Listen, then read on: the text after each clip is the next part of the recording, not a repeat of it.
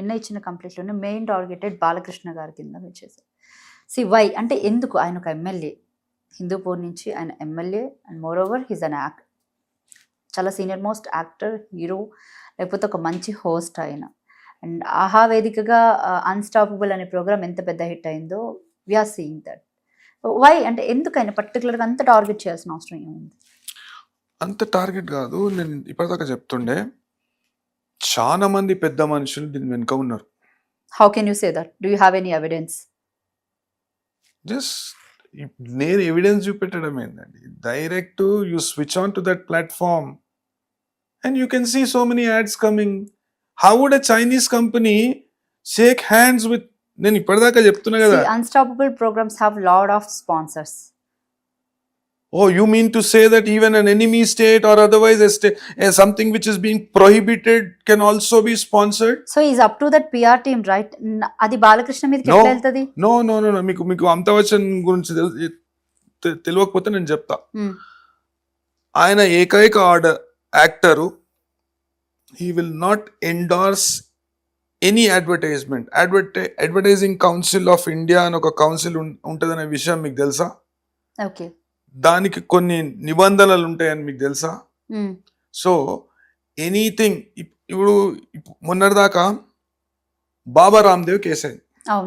బాబా రామ్దేవ్ ఒక some syrup kind of thing which is named as Coronil అనేది, he has made a statement that it would completely cure a disease called corona. దాన్ని medical council of India ఖండించింది. అదేవిధంగా చాలా medical associations కూడా court దృష్టికి తీసుకుపోయారు. బాబా రామ్దేవ్కి fine వేసి మొట్టికాయలు కొట్టింది కోర్టు, ఇది తప్పు అని. అయితే ఇది దేశీయంగా తయారు చేసింది, బాబా రామ్దేవ్ దేశీయంగా తయారు చేసింది. అంతర్జాతీయంగా పూర్తి స్థాయిలో నిషేధం విధింపబడిన యాప్ని నువ్వు పిఆర్ టీము, లీగల్ టీము, ఈ టీము, ఆ టీము అనుకుంటే అది ఆర్థిక వ్యవస్థను నాశనం చేస్తుంది, దేశద్రోహం అది. నేనేమన్నానంటే ఈ 66D తోని సరిపెట్టకండి, 66FB ఇలకు అత్యల్పంగా 10 సంవత్సరాల శిక్ష, అత్యధికంగా లైఫ్ ఇంప్రిజన్మెంట్ వేయచ్చు. దాంట్లో ఆ కేసులు బుక్ చేయండి. పోలీస్ వాళ్ళని నేనేం కోరడం జరిగిందంటే, ఇట్లా కేసులు బుక్ చేయండి, వీళ్ళ మీద 66FB అనే కేసు రిజిస్టర్ చేయండి. అంటే ఆ సెక్షన్ కి సంబంధించి 66FB కి సంబంధించి వాట్ కైండ్ ఆఫ్ పనిష్మెంట్ ఉంటుంది అసలు? అత్యల్పంగా 10 సంవత్సరాలు, అత్యధికంగా లైఫ్. అత్యధికంగా లైఫ్. సో ఇంతకు ముందుగాల అంటే అర్నేష్ కుమార్ విషయంలో ఒక కేసులో Arnesh Kumar versus state of Bihar అనే కేసులో సుప్రీంకోర్టు ఏం చెప్పిందంటే, 7 సంవత్సరాలు కానీ 7 సంవత్సరాలు లోపట కానీ శిక్ష పడే నేరాలు చేస్తే, అవి నేరాలు చేస్తే కాదు, ఆరోపణలు మోపబడితే ఆ కేసులలో పోలీసు వాళ్ళు ముందస్తుగా నోటీస్ ఇవ్వాలి. నోటీస్ ఇచ్చి కారణాలు చూపించి, మాకు ఈ కారణాల వల్ల, అంటే కోర్టు దృష్టికి తీసుకుపోయి, ఇప్పుడు మనకు కొత్త బిఎన్ఎస్ చట్టం వచ్చింది, ఇంతకుముందు ఐపీసీ ఉండే, బిఎన్ఎస్ఎస్ అనేది సిఆర్పిసి ఉండేది. దానిలో ఈ అర్నేష్ కుమార్ లో ఇవ్వబడిన తీర్పు, ఆ తీర్పు ఆధారంగా సెక్షన్ 41A అనేది ఇన్సర్ట్ చేయడం జరిగింది. దాన్ని 35(3)గా బిఎన్ఎస్లో చెప్పబడుతుంది. అయితే దాని ప్రకారం ముందస్తుగా నోటీస్ ఇచ్చి సరైన వివరణ ఇయ్యలేకపోతేనే అప్పుడు అరెస్టు లేకుంటే వేరే చర్యలు తీసుకునే అవకాశం ఉంటుంది. లేకుంటే వాళ్ళ విచక్షణాధికారం, పోలీస్ అధికారి విచక్షణాధికారం మీద ఆధారపడి ఉంటుంది.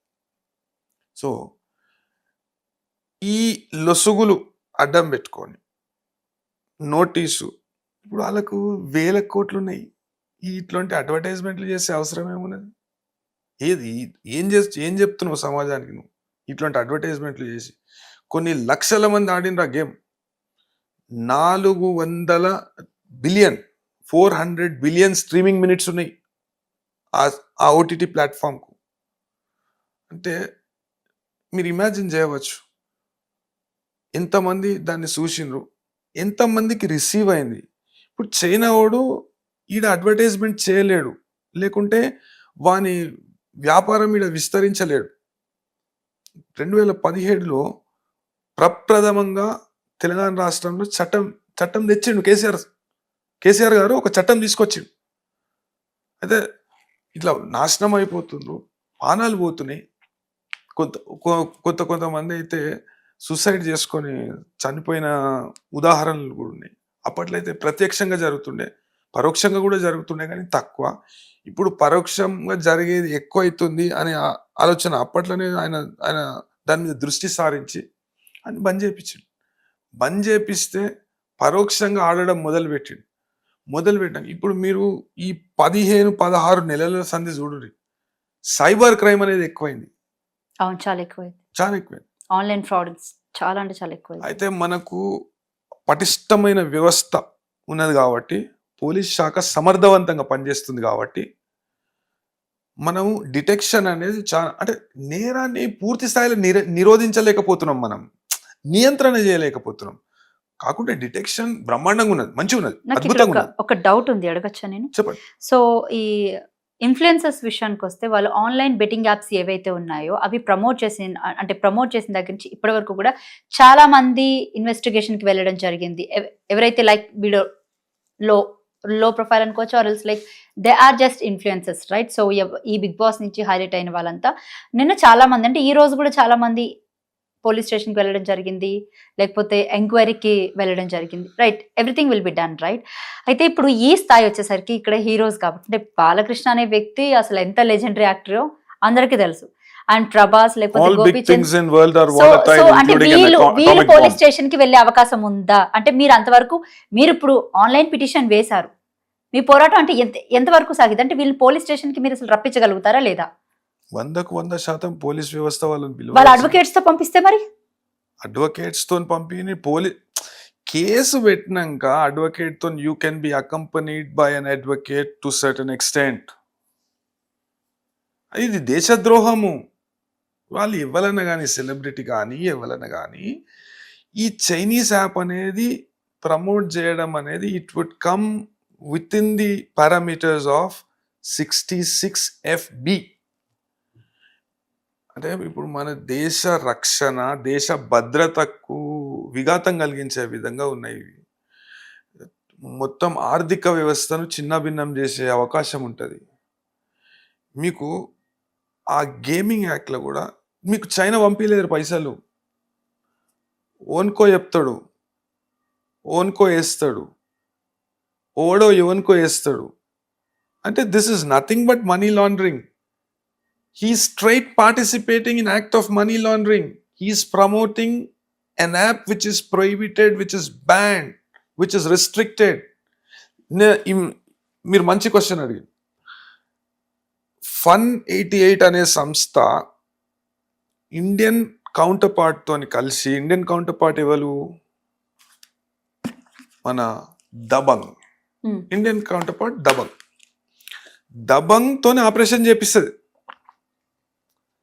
అంటే ఈ కబడ్డీ అసోసియేషన్ దృష్టికి రాదు, ఇది ఢిల్లీలో ఉన్న ప్రభుత్వం దృష్టికి రాదు, అదేవిధంగా కేంద్ర ప్రభుత్వం దృష్టికి రాదు.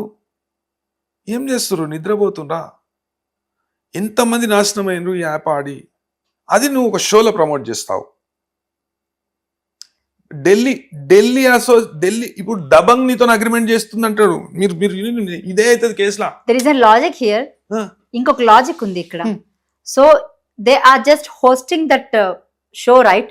సో దే డోంట్ నో అక్కడ ఆఫ్టర్ టెలికాస్టింగ్ టెలికాస్ట్ అయ్యేప్పుడు యాప్ ఏదైతే ఉందో, ఆహాలో ఇది ప్రెసెంట్ టెలికాస్ట్ అవుతుంది, అన్స్టాపబుల్ అనేది.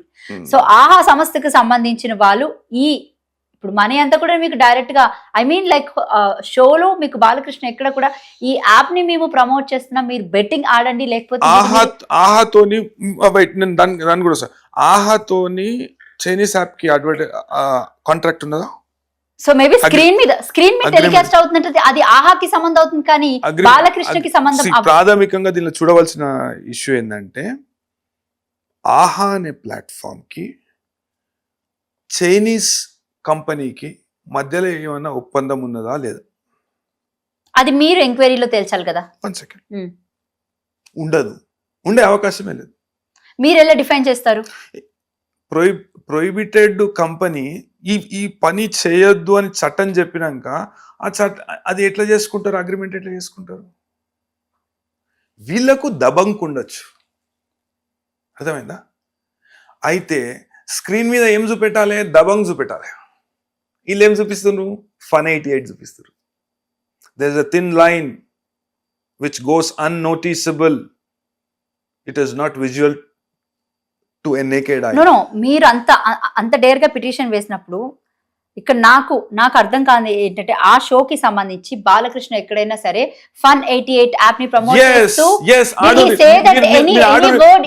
బహుమతులు వస్తే ఆడుండ్రు అని చెప్తుండు. He has promoted it. Okay. That is what I am saying. Okay. He is extending hampers to other celebrities. Those celebrities are endorsing. Other celebrities are Prabhas and Gopichand. They are endorsing. They are showing it this way. And this man would endorse, would ask people, మీరు ఇది ఆడండి, బహుమతులు వస్తాయి, సరదాగా ఆడండి అనే విషయాన్ని చెప్పిండు. చెప్పినందుకే నేను I said he is straight promoting an app.